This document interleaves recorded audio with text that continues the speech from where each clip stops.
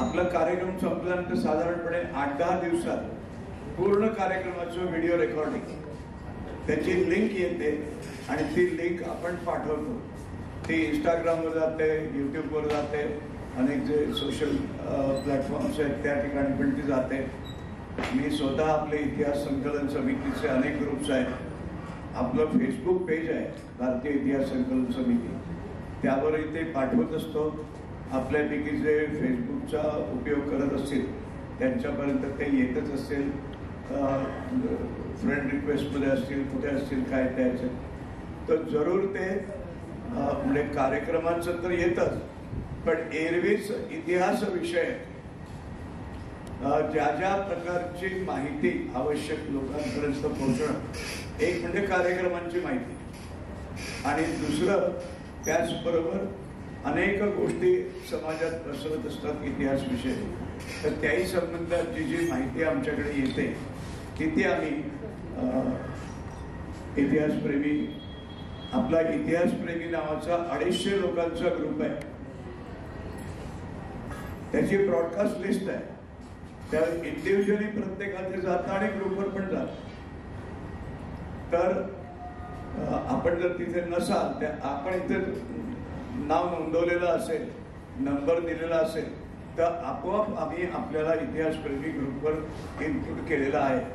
आपल्याला मेसेजेस येत असतील ते ग्रुप बघत चला, म्हणजे मग आपल्याला असं लक्षात येईल की दर महिन्यातनं एक कार्यक्रम आपला जरी होत असला तरी महिनाभर कुठल्या ना कुठल्या तरी माध्यमातनं तुमचा आणि आमचा संपर्क हा राहत राहील. त्यामुळे आपण इतर जसे ग्रुप्स बघतो सकाळी उठल्यानंतर किंवा दिवसभरात केव्हा तरी, तसा इतिहासप्रेमी बोरिवली असं त्या ग्रुपचं नाव आहे. भारतीय इतिहास संकलन समिती कोकण प्रांत बोरिवली भाग आणि बोरिवली सांस्कृतिक केंद्र यांच्या वतीने आयोजित इतिहास कट्ट्याच्या आजच्या दुसऱ्या पर्वात, आपण पहिलं पर्व साष्टीच्या गोष्टी केलं 17 भागांचं, आता हे दुसरं पर्व चालू आहे गोष्ट तीची.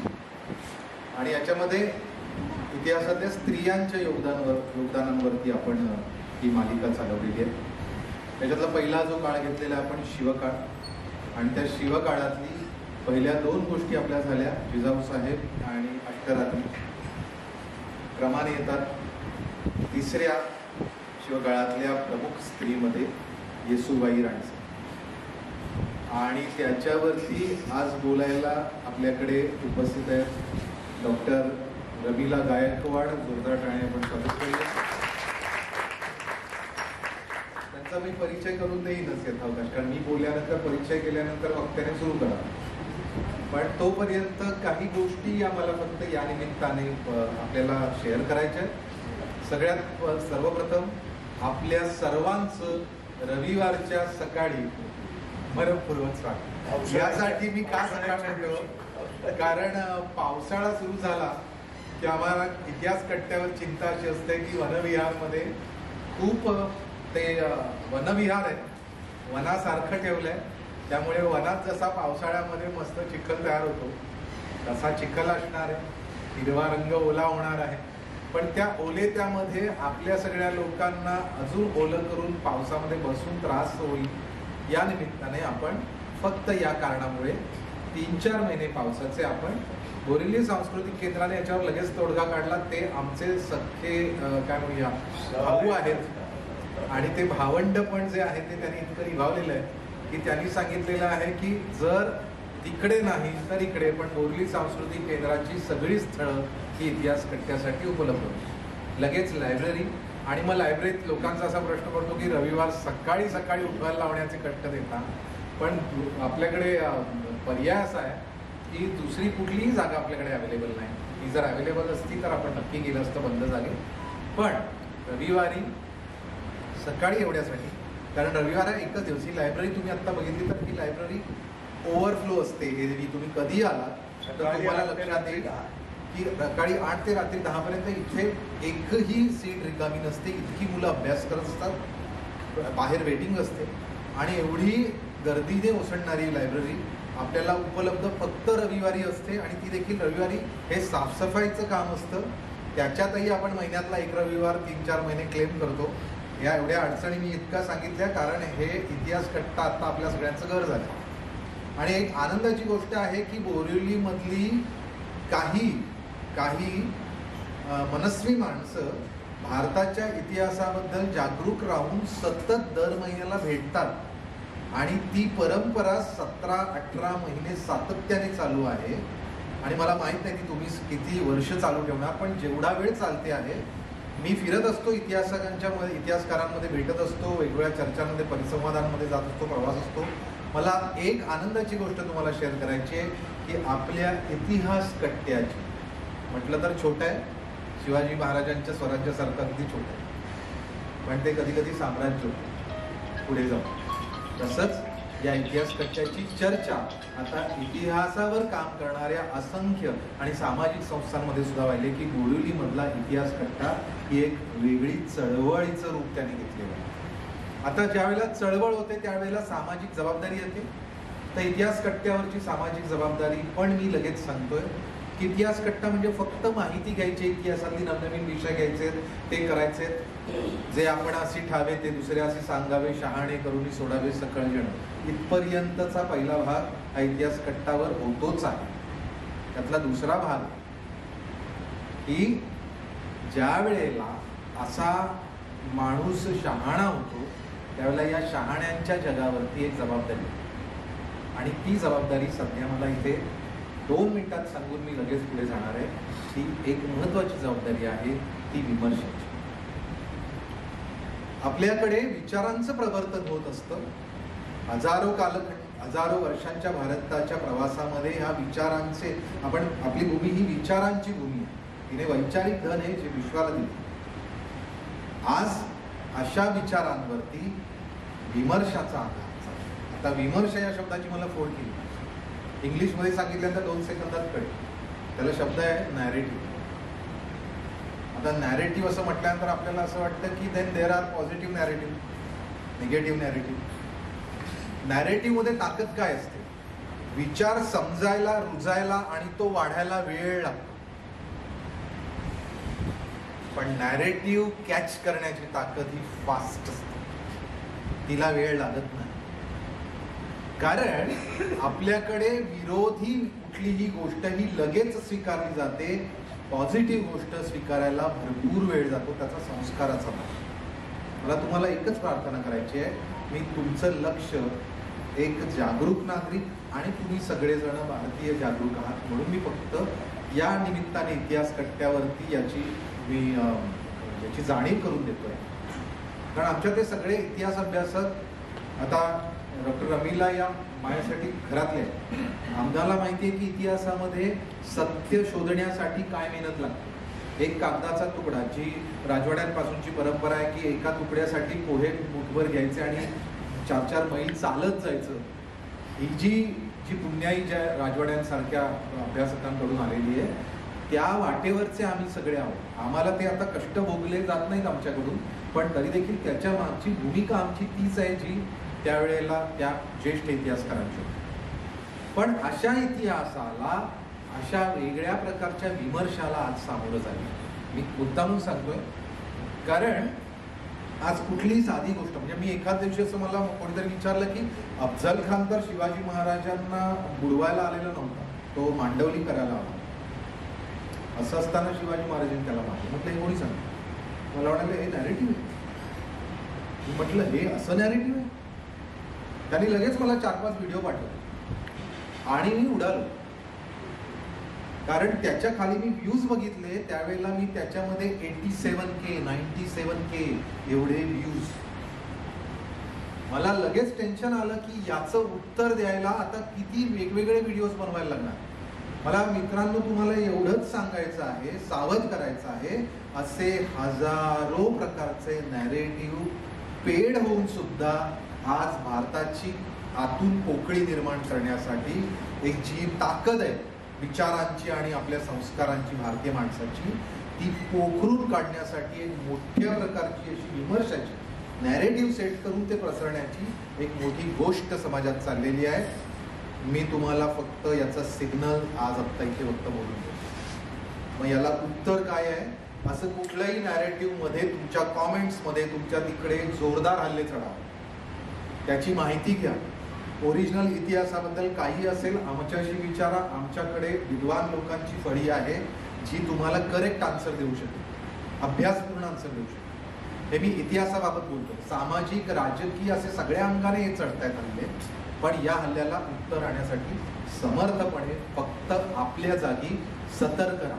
दहशतवादाबद्दल आपण जसं पुण्याच्या बॅगमध्ये बॉम्ब नाहीये ना, असं प्रवास करताना सुद्धा इकडे तिकडे आपली नजर सावध असते. हा दहशतवादावरती आपला आहे ओरिजिनल भौतिक, मानसिक दहशतवाद, वैचारिक दहशतवाद हा अशा नॅरेटिव्हचा विमर्शाचा येणार आहे.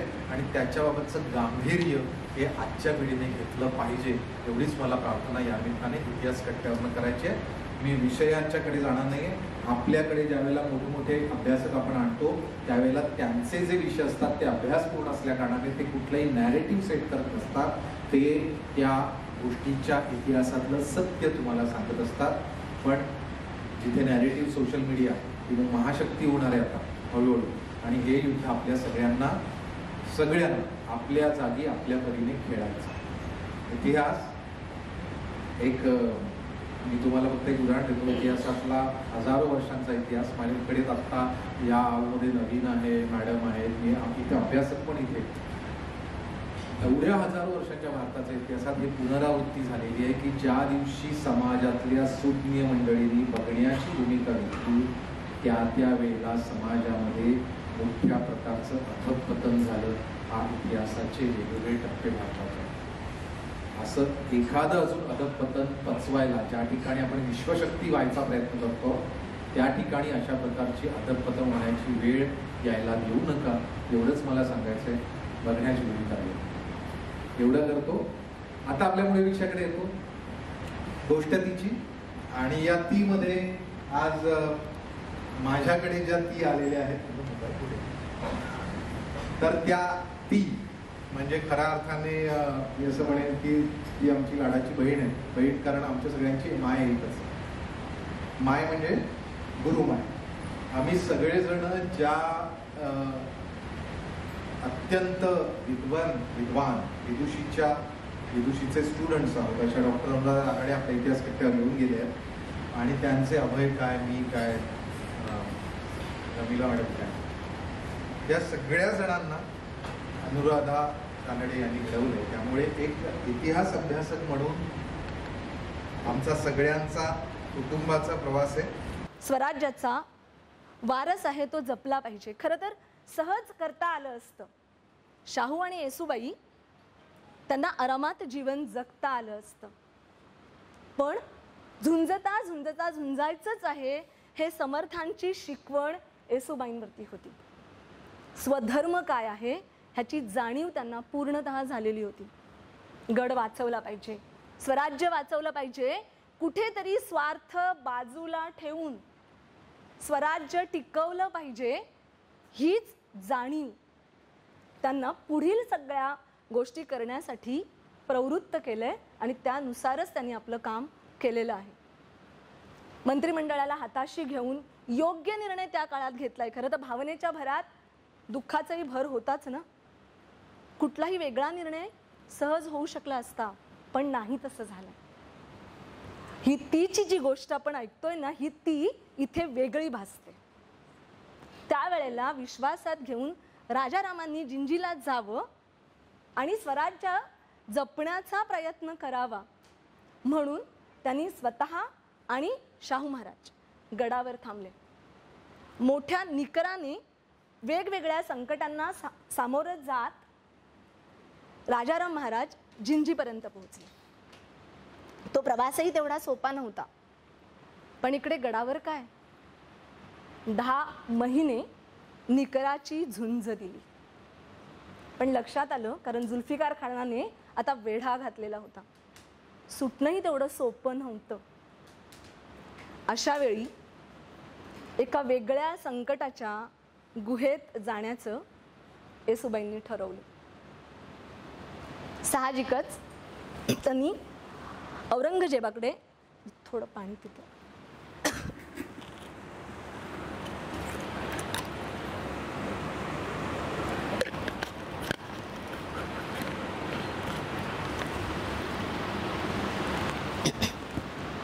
औरंगजेबाकडे जाण्याचं ठरवलं.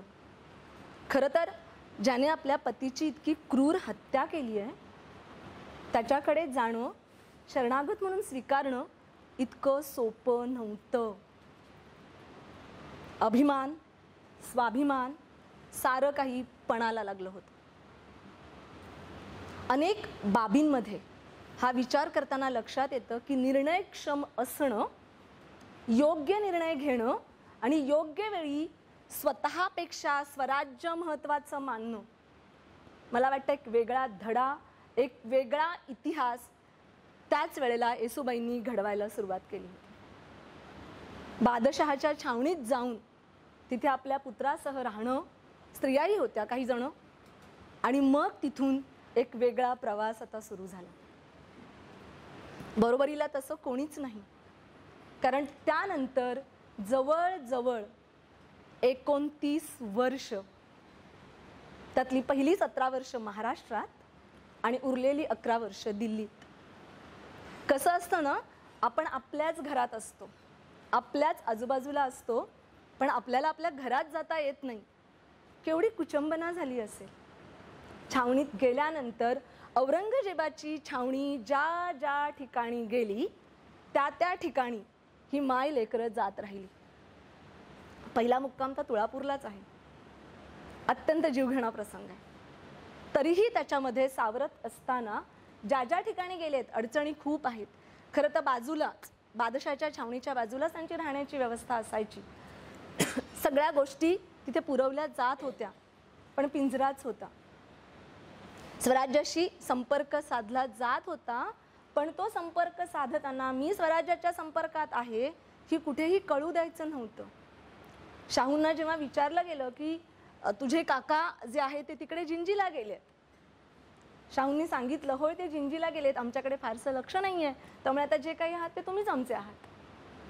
कुठेतरी अशी दिशाभूल करण्याची ती सवय त्यांना लावावी लागली. पण शाहूंवरती नकळत त्याच काळात मोगलांच्या संस्कृतीचा पगडा उमटायला सुरुवात झाली होती. वेगवेगळ्या ठिकाणी जात असताना महाराष्ट्रातल्या वेगवेगळ्या ऋतूंमध्ये हा अनुभव त्यांना वेगळ्या पद्धतीने येत होता. सकाळी जेव्हा पावसाची सुरुवात झाली ना, बहादूरगडचा प्रसंग आठवला. औरंगजेबाची छावणी बहादूरगडला पडली होती. प्रचंड पाऊस होता आणि त्या पावसामध्ये सगळीकडे चिखल झाला होता. अशा ठिकाणी एका तंबूमध्ये राहणं स्वराज्याच्या राज्ञीला तिथे राहावं लागत होतं. आपण कल्पना करू शकतो की कशा प्रकारे त्यांनी छावणीत ते दिवस काढले असतील.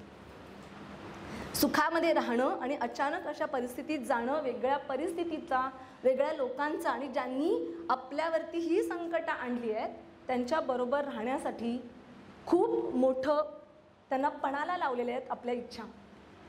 परळी असेल, गड असेल, तिथून बघतानाच परळीच्या पायथ्यावरून साताऱ्याजवळून त्यांनी पाहताना समर्थांचा गड, बाकीच्या गोष्टी नक्कीच आठवल्या असतील.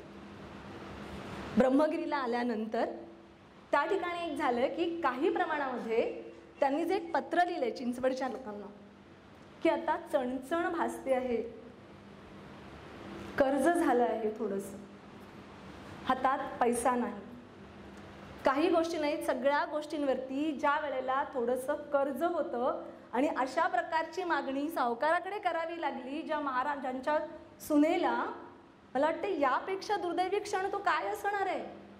स्वराज्य माझं आहे, राजा माझा आहे, पण माझ्याकडेच पैसे नाहीत, अशी स्थिती जेव्हा एखाद्या राणीवर येते, मला वाटतं तो प्रसंग फार जीवघेणा ठरला असेल. मागणीही केली, हे सगळं घडत होतं, पण शाहूंना मात्र सगळ्या गोष्टी दिल्या जात होत्या. आणि कुठेतरी असं जाणवतं, प्रश्नचिन्ह निर्माण होतो की मग राणीवर हे संकट का. हे सगळं घडत असताना महाराष्ट्रातच होत्या ना 17 वर्ष, मग सोडवण्याचा कसा कोणी प्रयत्न केला नाही. प्रश्न अनेक निर्माण होत आहेत. त्या प्रश्नांची उत्तरं इतिहास अभ्यासकांना वेळोवेळी मिळतच जातील, पण हे सगळं घडत असताना येसूबाई शांतपणे, ज्याला संयमी म्हणू, दृढनिश्चय म्हणू, हे सगळं करत असताना कुठेही कांगावा नाही, कुठेही तक्रारीचा सूर नाही, शांतपणे आलेल्या प्रसंगांना सामोरे जात त्या चालल्या होत्या. आणि त्याच वेळी शाहूंवरती संस्कार करायला सुद्धा विसरत नव्हत्या. खरं तर सहजरित्या कुठल्याही प्रकारे ज्या वेळेला आपल्या बरोबर असताना इस्लाम धर्म स्वीकारावा म्हणून सहज सांगितलं होतं. इतकंच नाही तर ज्या वेळेला शाहूराजांचा विवाह झाला तेव्हा त्यांच्या पत्नीला भेटायला बोलावलं होतं. अशा वेळेला येसूबाईंनी खंबीर भूमिका घेऊन आपल्या 2 सुनांना तिथे न पाठवला वीरूबाईंना पाठवलं. म्हणजे मराठा ज्या स्त्रिया आहेत त्या समोर येणार नाहीत ही राजकीय किंवा राजकारणातल्या स्त्रीची जी एक सन्मानाची बाजू आहे त्यांनी तिथे ती सांभाळलेली आहे. कुठल्याही प्रकारे शाहू हा इस्लाम धर्माकडे वळणार नाही याची काळजी घेत गेल्या. मला वाटतं झालेले संस्कार हे बरंच काही सांगत होत्या. त्यांनी चिंचवडच्या गोस्वामींचं लिहिलेलं पत्र आहे. बऱ्याचदा असं म्हणतात की तो पत्र म्हणजे अक्षर वाङ्मयाचा एक सुंदर नमुना आहे. काही गोष्टी ज्या मी जसं मगाशी म्हटलं की काही गोष्टी उपेक्षित राहतात, काही गोष्टींकडे लक्ष जात नाही. येसूबाईबाबत बऱ्याच गोष्टी अशाही घडलेल्या आहेत आणि महाराष्ट्रासमोर हे एक आव्हान आहे. या वेगळ्या पद्धतीने जगलेल्या आदर्श निर्माण करणाऱ्या येसूबाईंना एका वेगळ्या दृष्टिकोनातून समोर आणलं पाहिजे. सगळ्या पद्धतीने आता औरंगजेबही साम्राज्य विस्तार करण्यासाठी, कारण ताराबाईंनी सूत्र आता हातात घेतली होती, राजारामांचा मृत्यू झाला, त्यांना सहज वाटलं होतं 25 वर्ष ठाण मांडून बसलेला औरंगजेब वाटलं होतं मराठ्यांचं साम्राज्य असं चुटकीसरशी नष्ट करता येईल. पण तसं काही झालं नाही, कारण मराठा आता पेटून उठला होता. ज्यांना म्हटलं गेलंय की रणरागिणी आहे त्या ताराबाईंनी स्वराज्याची सूत्र हातात घेतली आणि औरंगजेबाला खरंच याच भूमीमध्ये शेवटचा श्वास घ्यायला भाग पाडला. स्त्री कमी नाही, ती लढू शकते. मी जसं मगाशी म्हणाले की तेजस्वी परंपरेचा वारसा जिजाऊंनी दिला, तो त्यांच्या नातसुनांनी पुढे चालवला. येसूबाई वेगळ्या पद्धतीने, ताराराणी वेगळ्या पद्धतीने, लढा वेगळ्या पातळीवरचा, अट्टहास, प्रयत्न, स्वराज्य टिकविण्याचा ही जी सामायिक भूमिका आहे ती मात्र आपण समजून घ्यायला हवी. औरंगजेब वृद्धत्वाकडे चाललेला होता आणि कुठेतरी आता लक्षात येत होतं की आता मृत्यू जवळ येतोय, पण स्वराज्य काही जिंकता येत नाही. निराशेनेही थोडंफार पछाडायला सुरुवात झाली होती. पण शेवटी निसर्गाचा नियम आहे, मृत्यू कोणालाही चुकला नाही. औरंगजेबाच्या मृत्यूनंतर त्याच पद्धतीने वारसाला हक्क करण्यासाठी सुरुवात झाली. हा संपूर्ण 17 वर्षाचा कालखंड येसूबाई महाराष्ट्रातच आहे. वेगवेगळ्या ठिकाणी फक्त छावणीबरोबर जात आहेत, शाहूराजेही बरोबर आहेत. मात्र आता औरंगजेबाच्या वारसदारांना दिल्ली गाठायची, पण इतक्या इझिली ते कोणाला सोडणारे नाही आहे. त्यामुळे शाहूराजांना काही आश्वासनं दिली गेली आणि आता मराठ्यांचं राज्य जिंकायचं असेल तर पुन्हा काहीतरी युक्ती लढवायला हवी, म्हणून शाहूराजांना महाराष्ट्रात येण्याची परवानगी देऊन येसूबाईंना ओलीस ठेवून त्यांना दिल्लीला नेलं गेलं. सुरुवातीला ठीक होतं की इतकी 17 वर्ष निदान पुत्र जवळ होता. आता परिस्थिती वेगळी, महाराष्ट्र सोडावा लागणार होता, पर्यायच नव्हता. पण जसं मी म्हटलं, आलेल्या परिस्थितीवर रडत न बसता ते स्वीकारून कशा पद्धतीने पुढे जायचंय ते शिकावं येसूबाईंकडून. शाहूराजे महाराष्ट्रात आणि येसूबाई आता दिल्लीमध्ये. वेगळा परिसर, वेगळी माणसं, वेगळी संस्कृती. भाषा जरी येत असेल, समजत असेल, तरी तिथे जुळवून घेणं एवढं सोपं नव्हतंच. संपर्क साधला जात होता, पत्र लिहिली जात होती, कोणीतरी केव्हा तरी सोडवेल आपल्याला आणि पुन्हा आपल्याला आपल्या मायभूमीचं दर्शन होईल ही आशा सुद्धा मनामध्ये होती. अनेक गोष्टी ज्या आहेत येसूबाईंबाबत आपल्याला विचार करायला भाग पडतात. त्या परिस्थितीमध्ये आलेल्या संकटांना आपण बऱ्याचदा घाबरतो, आत्मविश्वास ढासळतो. अशा वेळी स्वराज्य तिथे जवतंय ना, शाहू कुठेतरी राजा म्हणून आता स्वतःचं अस्तित्व निर्माण करतोय, आपल्या मुलाचं आयुष्य जे आहे ते मार्गी लागतंय, ह्या एका आशेवर, एका संपन्न विचारांवर येसूबाई दिल्लीमध्ये आपलं आयुष्य काढीत होत्या.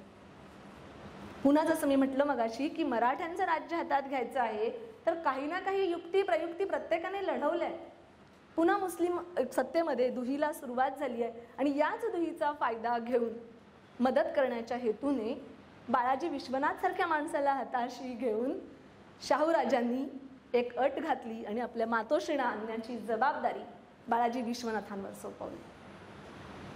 तो संपूर्ण एप्रिल महिन्यापासून जुलै महिन्यापर्यंतचा कालखंड करत येसूबाई महाराष्ट्रात परतल्या.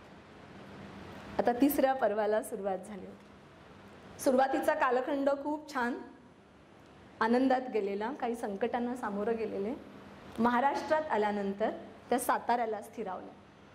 साताऱ्याच्या भूमीत आल्यानंतर थोडा काळ शांततेत जावा, समृद्धपणे जावा अशीच योजना कदाचित असणार. पण तरीही तेव्हा त्यांनी राजकारणात थोडंफार लक्ष दिलं, काही निर्णय द्यायला सुरुवात केली.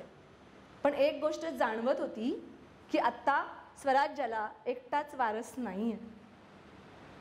अशा परिस्थितीमध्ये जर मतभेद झाले, राज्यदुही झाली तर मग प्रॉब्लेम होऊ शकेल. येसूबाईंनी तिथे आपल्या विचारांचा, आपल्या संस्कारांचा योग्य वापर केला आहे आणि वारणेचा तह त्यांच्या मृत्यूनंतर घडून आला आहे, पण महाराष्ट्र वाचला आहे. येसूबाईंनी राजकारणामध्ये ज्या वेगवेगळ्या गोष्टी केल्यात, पत्र लिहिली आहेत, मला वाटतं हे सगळं घडत असताना कुठेतरी महाराष्ट्र आपला आहे, हा देश आपला आहे, ही जाणीव त्यांना सतत होत होती. अत्यंत धर्मशील, कारण दिलेली अभयपत्र सांगून जातात की महाराष्ट्र धर्मामध्ये, मराठ्यांमध्ये ही जाणीव निर्माण करण्याचं कामही येसूबाईंनी केलेलं आहे. ज्या 3 प्रामुख्याने व्यक्तींचे संस्कार झालेत, त्या संस्कारांची धुरा येसूबाईंनी अत्यंत समर्थपणे सांभाळलेली आहे. कुठेतरी विचार येतो मग येसूबाईंवरती हे सगळं करत असताना कायम त्यांचा उल्लेख हा कायम महाराणी येसूबाई असा आढळतो का? मला वाटतं नेहमी 4 भागात विभागणी होते.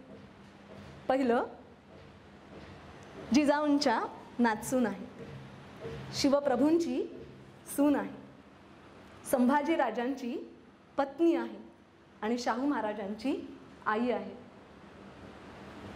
महाराणी असलेली तिला मात्र 4 टप्प्यांमध्ये विभागलं जातं आणि आजवर आपण त्याच दृष्टीने बघत आलो. मग येसूबाई एक वेगळं व्यक्तिमत्व म्हणून कशी होती? मला वाटतं यासाठी वेगळ्या पद्धतीने येसूबाईंकडे बघणंच ही काळाची गरज आहे. येसूबाईंना वेगळ्या पद्धतीने जाणून, एक प्रशासक आहे, उत्तम पद्धतीने पत्रलेखन करू शकते. मला वाटतं त्यांच्या पत्रांचा अभ्यास करणं म्हणजे मराठी वाङ्मयाला एक वेगळी दिशा देण्यासारखं होणार आहे.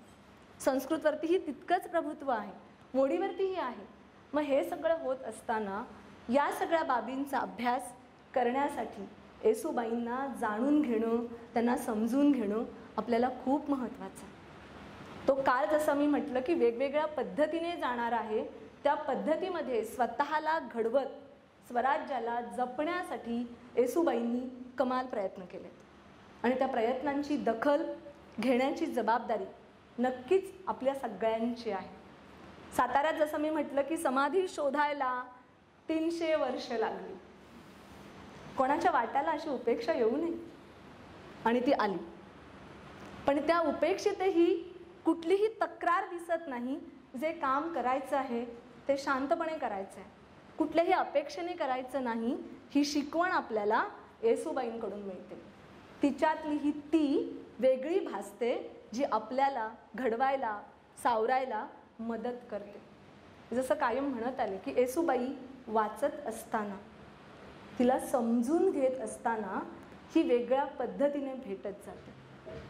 मला वाटतं महाराष्ट्रातल्याच नाही तर आज जेव्हा आपण कायम, मला असं वाटतं की येसूबाईंनी वेगळ्या पद्धतीने शाहूंना घडवले. मला स्त्री म्हणून बघताना येसूबाई वेगळ्या जाणवल्या. दुसरा एक महत्त्वाचा मुद्दा, आजकाल सिंगल पॅरेंटिंग किंवा एकल पालकत्व ही कल्पना आपल्या सगळ्यांनाच माहिती आहे. येसूबाईंनी वेगळं काय केलंय? एकल पालकत्व स्वीकारून आपल्या पुत्राला वाढविण्याचं काम सुद्धा त्यांनी केलं.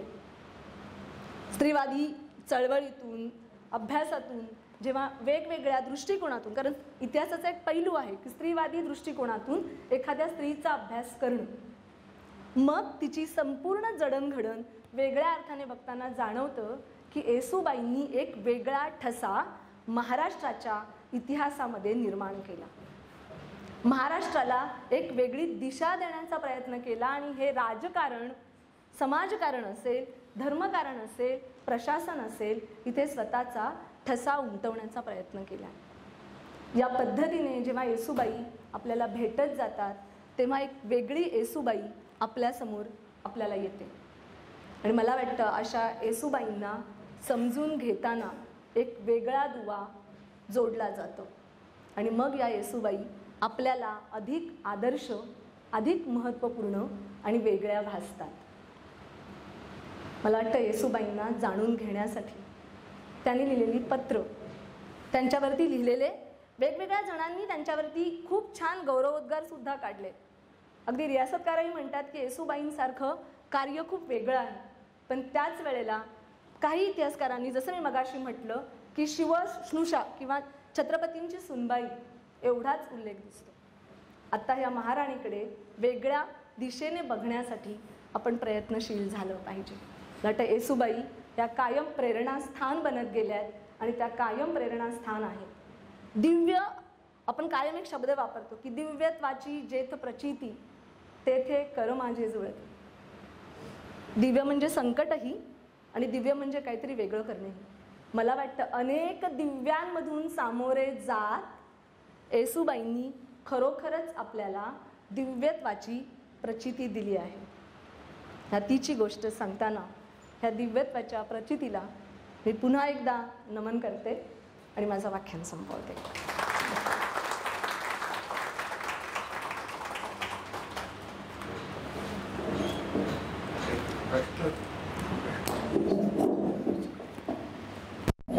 प्रश्न असतील तर तुम्ही नक्की विचारू शकता. फक्त मी याला काही पुष्टी जोडतो, म्हणजे मराठ्याच्या इतिहासाचा अभ्यासक असल्याकारणाने आता जसं डॉक्टर अभिलांनी सांगितलं की हे त्यांनी संपूर्ण जीवन मांडलं आणि तिची वेगळी प्रतिमा दाखवली. तुम्हाला फक्त मराठ्यांच्या इतिहासामध्ये येसूबाईंचं योगदान काय याच्यावरती फक्त पुस्ती म्हणून जोडतो. त्यांच्याकडे प्रसंग येऊन गेलाय, पण मला ते अजून ठळक करायचं. राज्य निर्माण करणं खूप सोपं होतं, कारण समोर काही नसतं. मी तुलनात्मक म्हणत नाही, शिवछत्रपतीने पुढे कमी लेखत नाही, हे कठीणच काम. पण मी तुलनात्मक अशा अर्थाने कुठली गोष्ट जन्माला, आता इतिहास कट्टा आपण सुरू करायला 4 लोकांना मेसेज पाठवले, आपण एखादा कार्यक्रम घेतला, सोपं आहे ना. ते ज्या वेळेला वाढवतो त्यावेळेला त्याच्यात सातत्य राखणं आणि ते सातत्यानंतर कुठलीतरी अशी एखादी वेळ येते ज्यावेळेला तुम्हाला चॅलेंजेस येतात की ते संपतंय की काय, अशी एखादी ज्यावेळेला स्थिती होते त्यावेळेला तुम्ही काय करता, हा इतिहासामध्ये खूप मोठा भाग आहे. येसूबाईंचा जो टर्निंग पॉइंट आहे किंवा त्यांच्या आयुष्यातलं सगळ्यात मोठं योगदान आहे की ज्या वेळेला स्वराज्याचा महानायक असलेला छत्रपती संभाजीराजे हे मोगलांच्या तावडीत सापडतात. लक्षात घ्या, मोठी घटना आहे. तावडीत सापडले, ते पुढे काय होणार त्यांना कळलंय, ते मारले जाणार हे माहीत आहे. आपलं कुंकू आता कपाळावरती नाही ही जाणीव झालेली असताना त्या बाईचं काळीज बघा, अजून संभाजीराजांचा हत्या झालेली नाहीये. अशा क्षणाला त्यांनी ताबडतोब निर्णय घेतला सगळ्या लोकांना बोलून, जे मगाशी सांगितलं की मंत्रिमंडळ बोलावं. पण त्या बाईचा निर्णय खूप मोठा होता, कारण तिचा अधिकार होता. आणि इतिहासामध्ये असं घडलेलं आहे की आपल्या लहानच्या बाळाला सुद्धा बसवून बाईने तख्त हातात घेतलेला आहे, असं घडलेलं आहे.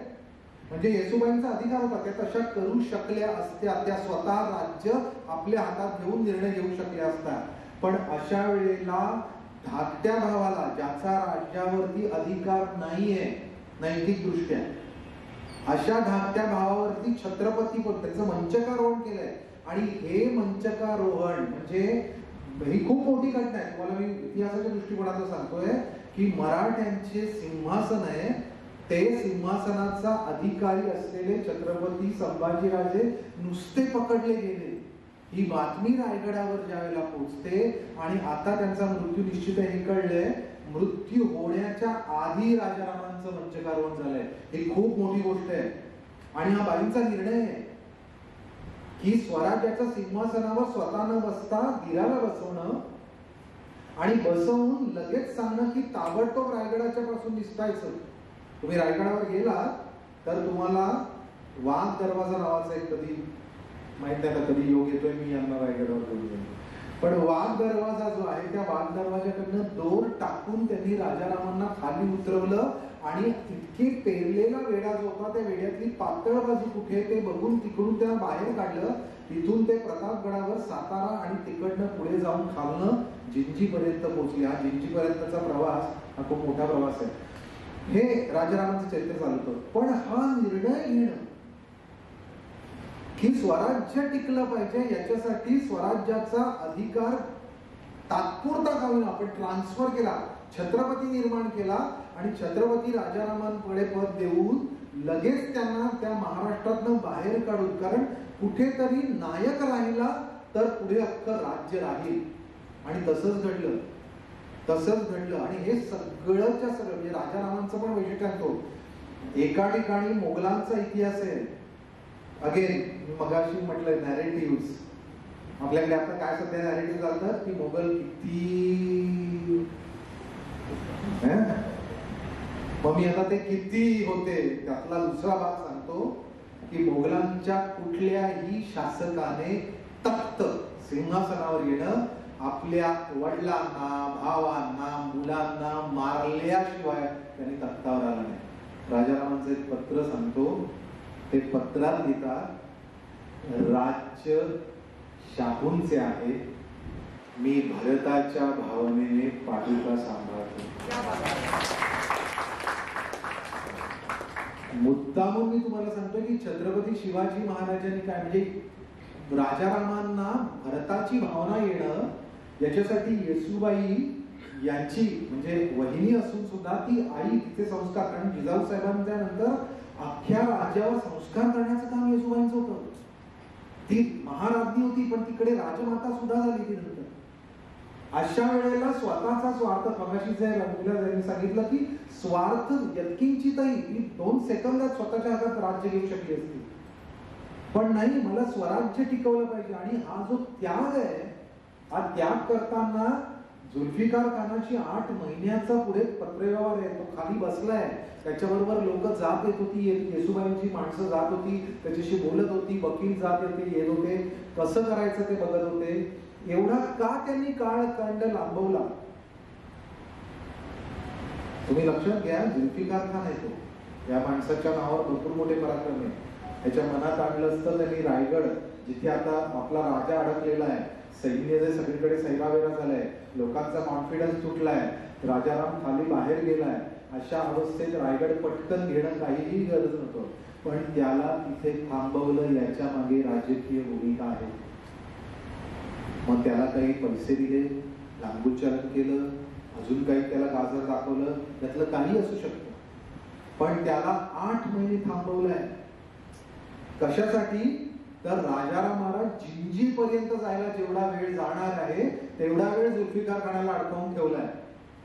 म्हणजे बाईंचं युद्धाच्या बाबतीतलं शास्त्र म्हणजे काय चालायचं, प्रत्यक्ष ती बाई रणांगणात उतरलेली नाहीये कुठे, पण तरी सुद्धा रणांगण कसं लढवलं जातं याचं ज्ञान येसूबाईंकडे, आणि ते सुद्धा महाराष्ट्राने लक्षात ठेवलं पाहिजे. येसूबाईंची ही मोठी भूमिका, हा टर्निंग पॉइंट आहे की त्यांनी स्वराज्य राजारामांच्या हातात दिलं आणि स्वतः त्या मुघलांच्या कैदेत जायला तयार झाला. मगाशी जे रवींद्रनाथांनी सांगितलं की आपणहून मी राणी आहे, मी सिंहासनाची अभिषिक्त सम्राज्ञी आहे, असं असताना सुद्धा मी कुठल्या तरी शहेनशाहच्या एका छावणीमध्ये राजबंदी म्हणून जाणार आहे आणि ती किती काळ असणार आहे याची पुढे अंधारात काहीच माहित नाही. अशा वेळेला त्याच्यात पाऊल टाकणं अंधारामध्ये, याच्यासाठी जे आंतरिक धाडस लागतं,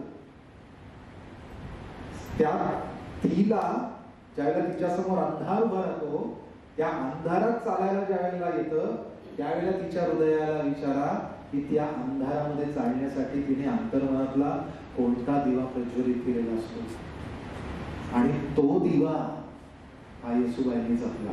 आणि नुसता जपला नाही, त्यांनी सांगितलं, ते अधिक विजयकर सांगतो, असे कैक प्रसंग औरंगजेबाने आणले. आज गुलालबाग छावणी होती त्याची, औरंगजेब जो राहायचा छावणीमध्ये, त्याचं तख्त हे मोवेबल होतं आणि ते तख्त सगळीकडे त्याच्यावर छावण्यांमध्ये फिरायचं. त्याचा स्वतः जी छावणी असायची, स्वतःचा तंबू असायचा, त्याला त्या एरियाला गुलालबारी म्हणायचं. आणि त्या राजकीय एरियामध्येच कायम येशूबाई असायच्या. महत्वाच्या गोष्टी सांगतो. जुल्फिकार खानाबरोबर म्हणजे या बाईंचं संस्कार करतील. रायगड देताना त्यांनी एक कंडिशन घातली जुल्फिकार खानाला की तुला जेवढी संपत्ती लुटायची तेवढी लुट, तुला किल्ल्यावरचं काहीही ताब्यात घ्यायचं नाही, किल्ल्यावरची माणसं यांच्या केसाला धक्का लावायचा. ही सगळी कामाची माणसं आहे. राजधानीचा किल्ला, हजारो लोक कामाला आहेत, या कुठल्याही माणसाच्या केसाला धक्का लागणार नाही. छत्रपतींचे देव, मी मुद्दाम सांगतो तुम्हाला माहीत नसलेल्या गोष्टी.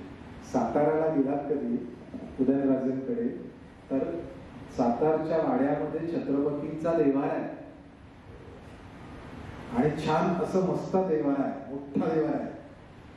त्या देवाऱ्यामध्ये शिवाजी महाराजांचे पूजेतले काही गोष्टी आहेत आणि शिवाजी महाराजांचा बाण आहे. बाण म्हणजे शिवलिंग, मस्त शिवलिंग आहे, मोठं एवढ्या एवढ्या आकाराचं आहे. हा बाण महाराज जिथे जात तिथे आपल्या बरोबर घेऊन जात. तो बाण रायगडावर होता. येशूबाईंनी तो बाण आणि देवा म्हणजे घरातले देव, छत्रपतीचे देव, हे सगळे स्वतःच्या ताब्यात घेतले आणि त्यांनी सांगितलं जुल्फिकार खानाला की या राजधानीच्या किल्ल्यावरच्या एकाही देवळाला हलवायचं. पराभूत जो होतो त्याने कंडिशन घालायची नाही, पण असं असताना सुद्धा, पराभूत असताना सुद्धा मला पाहिजे त्या कंडिशन वरतीच मी रायगड सोडेन. हे जिला साध्य झालं त्या बाईची बुद्धिमत्ता आणि तिचं स्किल काय असेल बोलण्यात. रायगड ताब्यात आला. रायगडाचं नाव सुद्धा इस्लामगड झालं, पण रायगडाचा त्या सगळ्या मुघल कालखंडात एकही देऊळ तुटलं नाही. ही येशूबाईंची तपासणी. शेवटचा टप्पा जो त्यांनी सांगितलाय की त्या 17 वर्ष बंदिवासात होत्या आणि मग अशी जो त्यांनी म्हटलंय तोच प्रश्न 3 दशक, 17 वर्ष महाराष्ट्रात, 29 वर्ष जवळजवळ त्या बंदिवासात होत्या. 1707 साली औरंगजेब गेला, शाहूराजांची सुटका झाली, आले, तरी सुद्धा 1720 इतक्या प्रदीर्घ कालखंड का गेला. 1719-20 ला त्या सुटून येत आहे. एवढा वेळ स्वराज्याची महाराणी राजमाता ही दिल्लीला आपल्याकडे वाढत होतं ना, पेशवे बाळाजी विश्वनाथ वगैरे, तरी सुद्धा एवढं वरती जाऊन का करायला लागला. प्रश्न क्वेश्चन मार्क होतो की येशूबाई राणी साहेबांना सोडवून आणायला मराठ्यांना इतका वेळ का झाला. इतिहासातल्या काही प्रश्नांची उत्तर शोधताना आपल्याला ती कागदपत्रात सापडत नाहीत. त्यामागे कुठल्या भावना असतात माहीत नाही. त्यांनी अजून एका मुद्द्याकडे बोट ठेवलं होतं की नंतरच्या काळात 2 गाद्या होताना जे युद्ध झालं त्याही वेळेला घरामधले दुही हे स्वराज्य तुटू नये याच्यासाठी ते जोडलं जावं म्हणून येशूबाईंनी शाहूराजांना सांगितलं होतं. किती झालं तरी देखील 2 गाद्या झाल्या तरी देखील स्वराज्य एक राहिलं पाहिजे बघा. आणि तसाच प्रयत्न शाहूराजांनी केला. मी तुम्हाला एक सांगतो, जे आपल्याकडे शाहूराजांवर बोललं जात नाही, कधीतरी पुढे इतिहास कट्ट्यावर कधीतरी शाहूराजांचंच चरित्र सांगेल, पण वैशिष्ट्य शाहूराजांकडे किती झालं तरी देखील जिजाऊ साहेबांचे संस्कारांवरनं आपण शिवाजी महाराजांना बघतो ना, मग शाहू राजांवरचे संस्कार कोणाचे असणार? त्यांनी सांगितलं की प्रत्येक दिवशी येसूबाई त्यांच्यावर संस्कार करत होते. मग शाहू राजांवरती कुठले संस्कार झाले? ते म्हणजे की शत्रूला घर घेण्याला दिलं नाही. हा मोठा भाग आहे. जे येसूबाईंनी त्यावेळेला रायगडावर केलं तेच नंतर शाहू राजांनी केलं. वारणेचा तह झाला, कोल्हापूरची गादी स्वतंत्र झाली, ती गादीसाठी थोडा मुलूक तोडून दिला, पण शेवटपर्यंत त्यांनी स्वराज्य आणि मराठ्यांचं साम्राज्याला कधीही इजाव होणार नाही याच्यावर मरेपर्यंत शाहू राजांनी काळजी घेतली. पेशवेपद निर्माण केलं, पेशवाई चालू झाली, तरी सुद्धा मराठी स्वराज्याचं साम्राज्य झालं, मोठं झालं, अख्खं भारतभर पसरलं, पण समाज फुटला नाही. आणि याच्यासाठीची पायाभरणी मराठ्यांच्या मनामध्ये ज्या राजस्त्रियांनी केली त्यातली एक मोठी स्त्री म्हणजे येसूबाई. त्यांनी एवढं फक्त तुम्हाला रमिलाताईंना फक्त पुस्तिका जोडली, कारण येसूबाई म्हटल्यानंतर त्या म्हणाल्या कसा मोठा अन्याय झालाय का त्या स्त्रीवर असं वाटतं. पण आपण काय होतं की आपण त्या स्त्रीने काय केलं आहे त्याच्यातलं वेगळे पण ज्या दिवशी आपण बाजूला करायला लागतो त्यावेळेला कळायला लागतं अरे हिचं कॉन्ट्रीब्युशन अजून काहीतरी वेगळं आहे. कधीतरी विचारा, आपला नवरा ज्या क्षणाला शत्रूला जाऊन भेटतो त्यावेळेला त्या बाईकडे 100 नजरा बघत असतात ना. तू काय करत होती, किती जीवघेणी असतील त्या नजरा.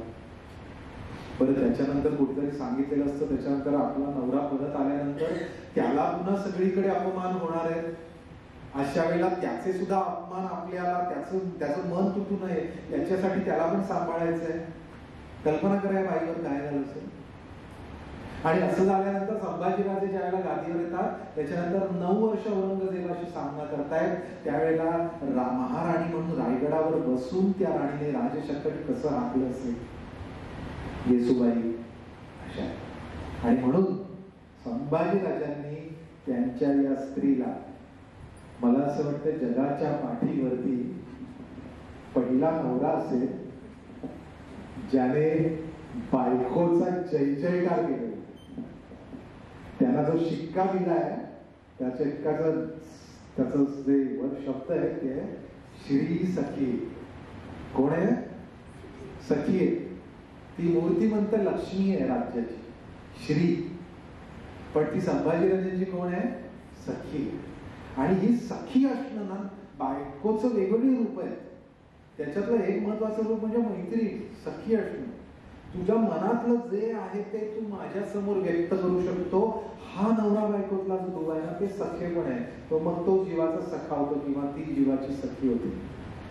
ही सखी झाली आणि नंतर ती राज्ञी म्हणजे श्री, माझ्या आयुष्याच्या श्री लक्ष्मी, सखी आणि या संपूर्ण भूप्रदेशाची असलेली राज्ञी.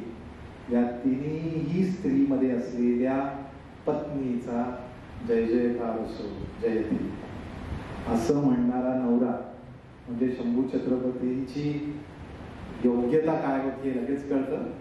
आणि ते तसं आपल्या पतीला म्हणायला लावणार इतकं हृदयाचं नातं आणि इतकं साम्राज्यावरची ठसा हा ठेवणारी स्त्री ती म्हणजे येसूबाई.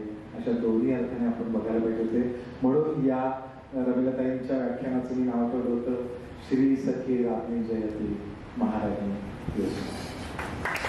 येसूबाईंच्या पुण्यस्मृतीला आपण सगळे इतिहास कट्ट्यावर अभिवादन करूया.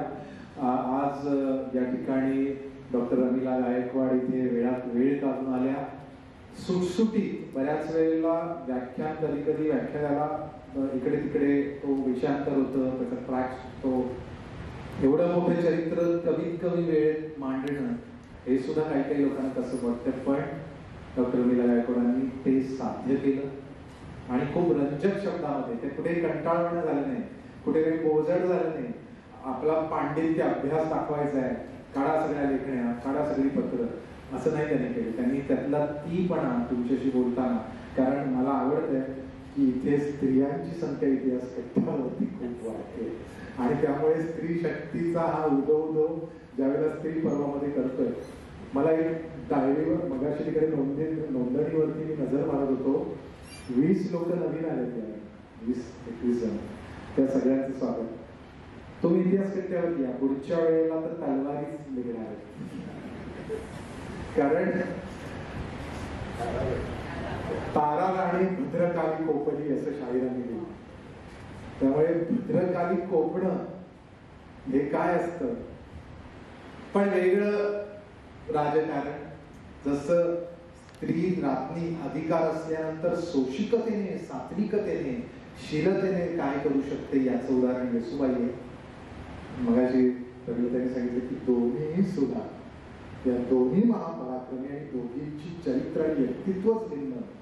तसं येसूबाईंचं सात्विक, सोशिक, सहनशील, कुलवान, शीलवान असं व्यक्तिमत्व आणि तारा राणीचं रणरागिणीचं व्यक्तिमत्व, या दोन्हीही व्यक्तिमत्वांचा लागोपाठ परिचय होणार आहे. पुढच्या महिन्यात आषाढ सुरू होतोय. ज्येष्ठ, त्या सुरेतलं ज्येष्ठत्व काय होतंय ज्येष्ठ महिन्यात पाहिलं. आता आषाढातला मुसळ कसा नाचतो हे बघण्यासाठी भद्रकाली कोपली तारा राणीचं आपण पुढच्या याच्यात फिरू आणि त्यानंतर आपण संपवू. संपताना मी तुम्हाला आता लगेच इतिहास संकलन समितीचे बौद्धिक प्रकल्प मी तुम्हाला सांगतोय. कारण ते आभार प्रदर्शनामध्ये मी सांगितलं डॉक्टर रमीला गायकवाड यांनी वेळात वेळ काढून दिला. त्यांचे आभार मानाला माझ्याकडे शब्द नाहीत. यासाठी नाहीत कारण काही लोकांच्या ऋणात आवडतं. आम्ही मुद्दाम ते स्मृतिचिन्ह दिलेलं जे आहे ते स्मृतिचिन्हाला आम्ही नेहमी असं म्हणतो हे स्मृती आहे पण हे खरं स्मरण आहे. हे चिन्ह वारंवार देण्यासाठी तुम्हाला वारंवार कट्ट्यावर यायचं आहे. विषय दिले जातील आणि कट्ट्यावर, आणि आमच्याकडे असे अभ्यासक नवीन वाट बघतोय आपल्याला नवीन विषय कधी देऊन बोलवतो. असे वेगवेगळे इतिहास अभ्यासक येतील. हे वर्ष गोष्ट तीची निवडण्याचं कारण जिजाऊ साहेबांच्या पुण्यतिथीचं 350 वर्ष. तसंच पुढचे 12 महिने, मे महिन्यापासूनचे 12 महिने हे अशा एका महान स्त्रीच्या जन्मशताब्दीच्या म्हणजे 300व्या जन्मोत्सवाचं वर्ष. आणि त्या स्त्री शक्तीचं नाव आहे जिचे हिंदुस्थानच्या इतिहासावरती वेगळं रूप आहे. ते म्हणजे लोकमाता पुण्यश्लोक अहिल्यादेवी होळकर. आणि अहिल्याबाई होळकरांचं हे वर्ष आहे. बडोद्यामध्ये 6 जुलैला टाउन हॉलमध्ये संध्याकाळी 5:30 वाजता अहिल्याबाईंची त्रिशताब्दीचं सुरू होत आहे. तिथे मी बोलतोय. आत्ता जिजाऊ साहेबांचं 350वं संपत आहे. 30 तारखेला जिथे कुठे असाल रविवारी, तो ज्येष्ठ वैद्य नवमीचा दिवस आहे. त्या दिवशी आऊसाहेबांची पुण्यतिथी 350 पूर्ण होऊन 51 होईल आता ते त्याचं स्मरण आहे. तर रविवारी जिजाऊ साहेबांचं 30 तारखेला सकाळी प्रातस्मरणाला आईचं स्मरण करतो ना तसं स्मरण करा. कारण स्त्री, घरातली स्त्री शक्ती ज्या वेळेला निर्माण होते आईचं स्मरण करते त्यावेळेला ते घर जे आहे ते मजबूत होतं. भारत मजबूत होण्यासाठी स्त्रीचं पुण्यस्मरण, स्त्रीचं पुण्यस्मरण, स्त्रीचं पुण्यस्मरण गरजेचं असणार. 29 तारखेला साठे महाविद्यालय पारला येथे शिवछत्रपतींचा राज्याभिषेकाचं 350 वर्ष पूर्ण झालं म्हणून पूर्णत्वाचं असं इतिहास संकलन समिती कोकण प्रांत आणि साठे महाविद्यालय यांच्या संयुक्त विद्यमाने शिवछत्रपतींची अर्थनीती या विषयावरती मी बोलतो आहे. सकाळी 10 वाजता 9:30 मी बोलतो. त्याच्या सोमवारी म्हणजे 29 तारखेला शनिवार आहे, 30 तारखेला रविवार आहे. सोमवारी पुन्हा त्याच ठिकाणी हॉलमध्ये साठेच्या मी जिजाऊ साहेबांच्या योगदानावर, हिंदवी स्वराज्य उभारणीतील जिजाऊ साहेबांचं योगदान या विषयावर बोलणार आहे. ही दोन्ही माहिती कारण भारतीय इतिहास संकलन समिती कोकण प्रांत आणि साठे महाविद्यालय यांच्या संयुक्त विद्यमानाने हे दोन्ही कार्यक्रम आयोजित केले आहेत. तर पार्ल्यातल्या लोकांना किंवा ज्यांना शक्य असेल अशा सगळ्यांनी तिकडे, कारण हा फक्त विद्यालयासाठी नाही विद्यार्थ्यांखेरीज सगळ्या लोकांसाठी खुला आहे आणि तुम्ही जरूर त्यावेळेला या दोन्ही व्याख्यानांचा आस्वाद घेऊ शकता. 13 ऑगस्टला मात्र मी तुम्हाला आत्ताच सांगतो बुक करून ठेवा. आपण मोठा कार्यक्रम घेणार आहोत पार्ल्यामध्ये. पूर्ण अर्धा दिवसाचं किंवा दिवसाचं पूर्ण सत्र घेणार आहोत. मोठं सत्र असणार आहे, अभ्यासक बरेच असणार आहेत आणि त्याच्यामध्ये तुम्हाला 4 ते 5 व्याख्यानं ऐकायला मिळतील. ती आहेत अहिल्यादेवींवर. अहिल्याबाई होळकरांच्या त्रिशताब्दी निमित्त आपण 13 ऑगस्टला भारतीय इतिहास संकलन समिती कोकण प्रांत आणि साठे महाविद्यालय यांच्या वतीने आपण साठे महाविद्यालयात कार्यक्रम घेणार आहोत, सत्र घेणार आहोत आणि त्या सत्रामध्ये अभ्यासकांचं तिकडे परिसंवाद आयोजित केला जाईल. तर हे निमित्तानं मी तुम्हाला इतिहास कट्ट्याच्या बाहेरच्या काही गोष्टी अपडेट केल्या आहेत. अजून एक मला सजेशन आली की वक्त्यांचा परिचय तुम्ही इतिहास कट्ट्याच्या ग्रुपवर टाका. इतिहास ज्यावेळेला तुम्ही हा वक्ता आहे त्याचं ज्यावेळेला तुम्ही पोस्टर टाकता आणि माहिती टाकता त्यावेळेला वक्त्याचा परिचय टाकला तर आम्ही आधीच आम्हाला कळेल, कारण कधी कधी बोलताना आपण एखादी गोष्ट सुटते. तर रमिलाताईंपासून सुरुवात करूया. मी हा कार्यक्रम झाल्यानंतर रमिलाताईंचा परिचय ग्रुपवर टाकेन, म्हणजे तुम्हाला ज्यांना कोणाला कधी आपल्या ठिकाणी अशा इतिहास अभ्यासकांना बोलवायचं असतं तुम्ही संपर्क करू शकता. आता सर्वांचे आभार. पाऊस थांबला, ऊन पडलं, त्यामुळे छत्री न घेता जे आलेले आहेत त्यांना छत्री न घेता ते जाऊ शकतात. पावसाने कृपा 4ही महिने ठेवावी आणि इतिहास कट्टा ज्या दिवशी असेल त्या दिवशी थोडं थांबावं.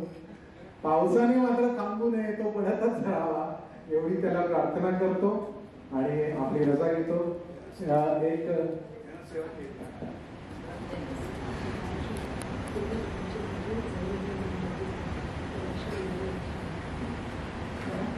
वर्षा लिमये ज्यांच्या मार्गदर्शनाखाली रमिलाताईंचा अभ्यास झालाय त्या इथे आलेल्या आहेत. मला वाटतं माझी जडणघडण त्यांनी पाहिली आहे. माझ्या कॉलेजमध्ये पर्यवेक्षिका म्हणून होत्या लिमे मॅडम. मला खूप आज आनंद झाला आहे. म्हणजे त्यांच्याकडून आम्ही शिकलोय. म्हणजे मी स्वतः 11वी कॉलेजला जेव्हा ॲडमिशन घेतलं त्यानंतर मात्र रमीला कसं आपण हे तयारी ठेवायची आहे, कशा पद्धतीने माझ्या प्रत्येक स्कॉलरशिपच्या वेळेला माझं कौतुक करणाऱ्या, हे अशा पद्धतीने करायचे म्हणजे ज्याला आपण म्हणू ना नीटनेटकेपणाचे संस्कार काय असतात ना, माझ्या महाविद्यालयातून देणाऱ्या लिमे मॅडम होत्या. आणि मला त्याचा सार्थ अभिमान वाटला आणि खूप आनंद झाला. Thank you so much. समन्वयचा ग्रुप जो आहे व्हॉट्सअपवर त्याच्यात मी वाचलं. म्हटलं रमिलाबाईंचं कौतुक करायला आपण जायला पाहिजे. सकाळी सगळं लवकर आटपलं. म्हटलं चला आता 10 वाजता जायचं की रमिलाबाई कॉलेजमध्ये असताना त्या शिक्षिका आणि आम्ही ऑफिसमध्ये आम्हाला कशाला वेळ येते त्यांच्या वर्गात जाऊन बसायची. पण कधी ऐकण्याची वेळ नाही. तर आज जाऊया आपण थर्ड पार्टी म्हणून जाऊन बघूया कसं बोलतात. म्हणून मी मुद्दाहून आले आणि खूप आनंद झाला. आणि 2 मला हे आज 3रा उत्सव आहे. पहिली 2ला काही अटेंड नाही करता आलं, आवड आहे. पण हा उपक्रम चांगला आहे. मला एक अशी म्हणजे सजेशन आहे. इतिहासाचा तर आहे तर एक म्हणजे तुमचा परिचय द्या, आम्ही ओळखत नाही तुम्हाला. तर ते एक. दुसरी गोष्ट इतिहासाबद्दल जे वक्ते बोलतील तर इतिहासाची अभ्यासाची जी साधनं आहेत यांनी अभ्यास केला असेल तेव्हा पत्र असतील, बकरी असतील, काय काय वाचलं असेल तर त्याच्यातलं त्यांच्याकडे काही नमुना असेल तर तो तुम्ही दाखवा की तारा ह्या येसुबाई पत्र लिहायच्या, सुंदर पत्र लिहायच्या. हे वर्णन झालं पण काय लिहिलंय त्यांनी ते शब्द, तेव्हाची भाषा, असं काही जे वक्ते येतील त्यांना सांगा की तुम्ही श्रोत्याला ते दाखवा की आम्ही हा असा असा अभ्यास केलाय. आम्ही अभ्यास करतो म्हणजे काय करता तुम्ही. ही एक मला कायम उत्सुकता असायची. ते PhD मिळवतात, MA करतात काय, पुस्तकं वाचतात, पुढे काय करतात, बकरी वाचतात, अमुक करतात. ते काय काय असतं त्याच्यावर. ते एक आम्ही सर्वसामान्य माणसं आहोत. ऑफिसात काम केलं 10 ते 5 ऑफिस झालं समजून. पण एक उत्सुकता यावंच आहे की हे शोधून काढतात, संशोधन करतात की काय रुमाल वाचतात आणि काय काय असतं ते इतिहासात. हां तर त्याच्यातले नमुने किंवा तेव्हा पत्रातलं तुम्ही जर ते सुंदर पत्र लिहितात तर एखादं काय पत्र लिहिलं झालं पाहिजे तुमच्या येसुबाईंनी किंवा त्यांनी शाहूला घडवलं ते नेमकं काय केलं. आपण जसं मुलांना 7च्या आत घरात ये तसं काय नेमकं सांगितलं की हे करायचं नाही. तुम्हीच बरोबर सांगितलं पण असं तुमच्या पुढ्या जेव्हा भाषण करायला तेव्हा त्याच्या रेफरन्सेस झाला, उदाहरण की तुमचं भाषण गंभीर तुमचं वाचन रंगे, जेवढी उदाहरणं द्याल तेवढं ते वाचन, नुसतं वर्णन नको, हे चांगलं केलं ते, ती वर्णनं आम्ही पण पुस्तकात वाचले, पण तुम्ही उदाहरणं देऊन जास्त उघडलं तर चांगलं होईल. त्याच्यात अजून एक यांच्या गुरु यांनी सांगितलंय, पण आमच्या कॉलेजचे प्रिन्सिपल बेलेकर सर, इतिहासाचे तज्ज्ञ, दुसऱ्या सुरेखा सावंतबाई यांनी सगळ्यांना प्रोत्साहन दिलं, सगळ्यांना पुढेशी प्रोजेक्ट UGC कडून ग्रांट मिळतात, तुम्ही हे करा, काय करतो आपण, हां प्रोजेक्ट करा, सेमिनार करा, म्हणजे त्यांनाही तुम्ही बोलवा. आता त्या 75 ओलांडली असतील, आमचा संपर्क नाही, आता मला रिटायर्ड होऊन 15-16 वर्ष झाली, पण त्या पण इतिहासातल्या तज्ञ आहेत.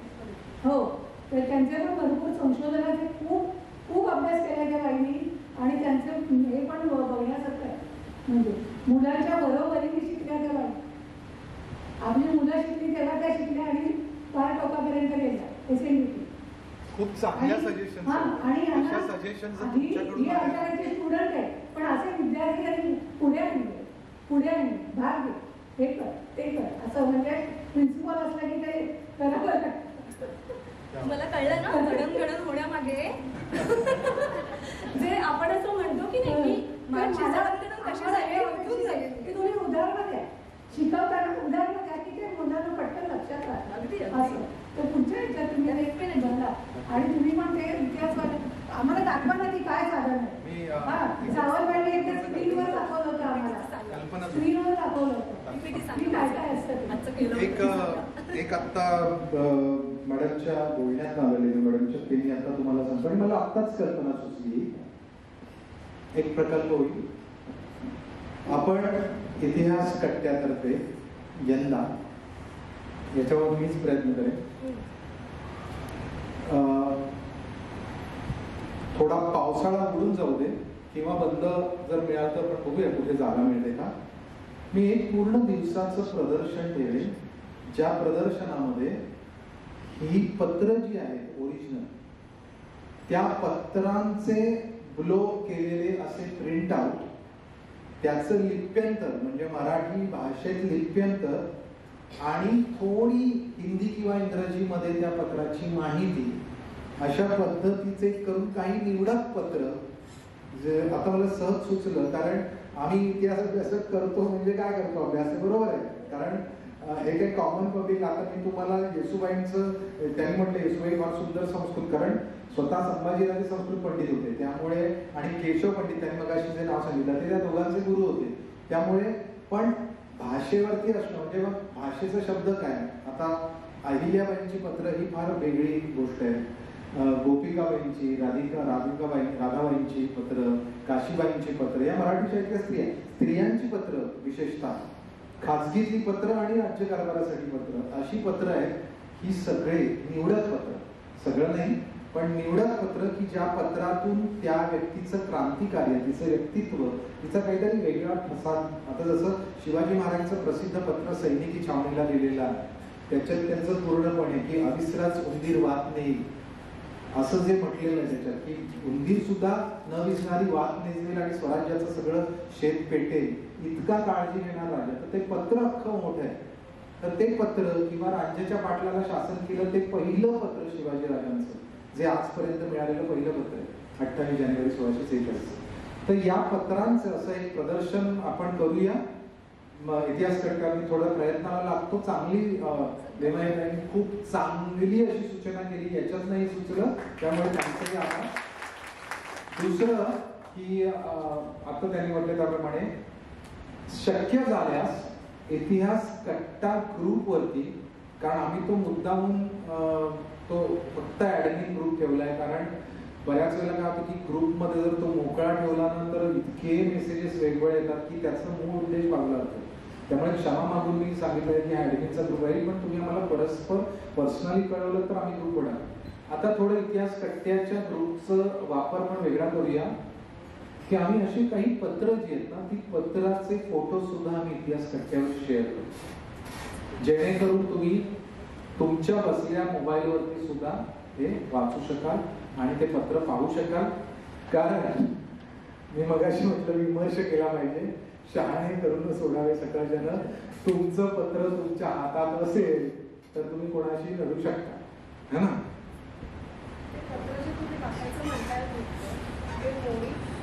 मोडीतलं पत्र ओरिजिनल असेल पण लगेच त्याचं आम्ही ट्रान्सलेशन पण पाठवू, कारण मला कल्पना आहे की मोडी लिहिलेले आणि वाचता येणारे असे या हॉलमध्ये फारच क्वचित असेल कोणीतरी, पण तो प्रॉब्लेम येऊ शकतो.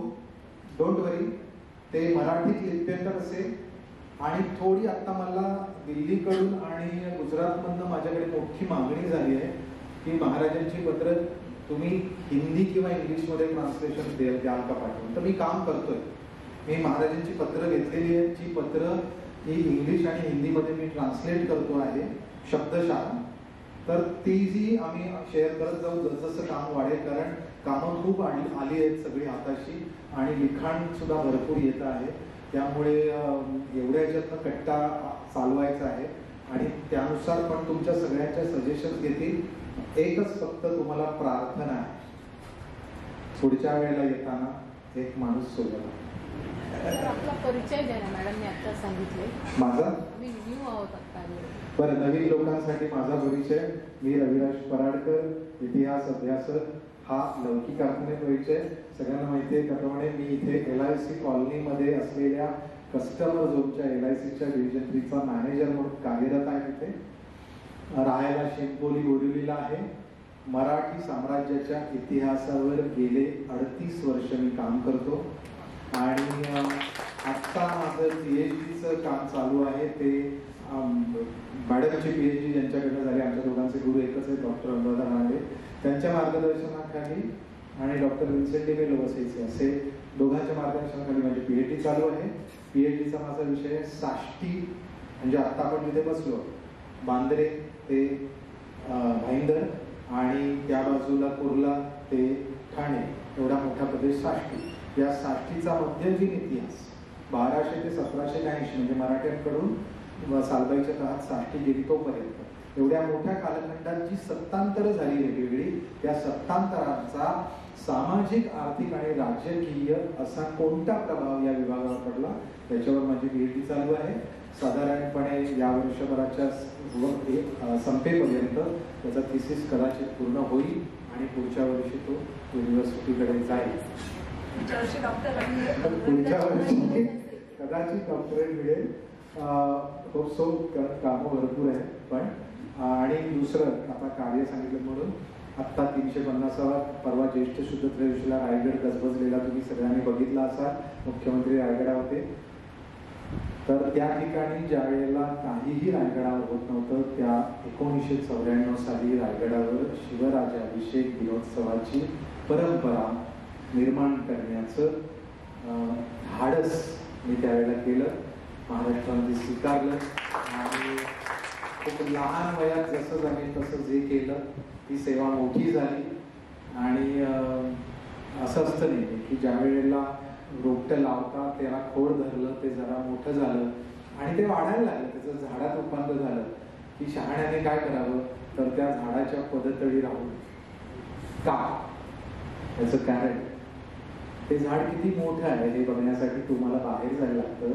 लांब गेल्यानंतर कळतं अरे केवढा मोठा वृक्ष झालाय. तसं माझं आहे. दासळ डोंगरी राहतो, उत्सव देवाचा पाहतो. आता राजाभिषेक मी असा लांबून बघतो पण महाराजांबद्दल बोलत असतो. आजपर्यंत मी 400हून अधिक व्याख्यानं दिलेली आहेत आणि लोकांना आवडतं. लोकांचं प्रचंड प्रेम आहे. बोरिवलीकर, कांदिवलीकर आणि दहिसरकर यांचं तर प्रचंड प्रेम मी उपभोगलंय. बाकी काय, राष्ट्रीय स्वयंसेवक संघाचा स्वयंसेवक आहे आणि संघाचे संस्कार माझ्या नसानसात आहेत. मी अभिमानाने सांगतो की मी राष्ट्रावर प्रेम करणाऱ्या संघाचा आणि ते संस्कार आहेत. शिवाजी महाराजांसाठी देह वाहिलेला आहे. मराठ्यांच्या इतिहासासाठी जे जे म्हणू शक्य ते करतो. परवाच माझं पॉडकास्ट शिवराजाभिषेका दिवशी जाहीर झालं आणि त्याच्यामध्ये मी इन्साईट ऑफ छत्रपती शिवाजी महाराज याच्यावरती हिंदीमध्ये मी 2 तास सलग बोललेलो आहे. त्याची लिंक मी इतिहास कट्ट्यावर शेअर करेन.